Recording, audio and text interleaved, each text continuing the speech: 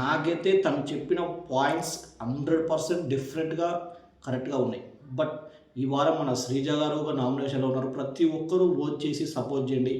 ఎందుకంటే పర్సనల్‌గా నేనెందుకు ఆయనకి సపోర్ట్ చేస్తున్నానంటే తన గేమ్ కానీ, తను మాట్లాడే విధానం కానీ, బట్ ఎంతమంది తనకు ఆపోజిట్ ఉన్న ఒక గేమ్ విషయంలో నాకి నిజంగంటే సీజన్ 7లో చూసిన పల్లవి ప్రశాంతే గుర్తొస్తాడు. ప్రతిసారి అక్కని చూసినప్పుడల్లా నాకు పల్లవి ప్రశాంతే గుర్తొస్తాడు. బట్ తన పేరుకే కామన్ గానీ నిజంగా చెప్తున్నా సెలబ్రిటీలకి ఏమాత్రం తక్కువ లేదు భయ్యా. ఎందుకంటే తను ఆడే గేమ్ గానీ, తన మాట తీరు గానీ, తన నామినేషన్‌లో పాయింట్ పెట్టే విధానం గానీ నాకు ప్రతి ఒక్కటి as it is Pallavi Prashanth games ఎలాగ ఆడేవాడో సీజన్ 7లో బట్ అలాగే మన దమ్ము శ్రీజ కూడా సీజన్ 9లో అలాగే ఆడుతుంది.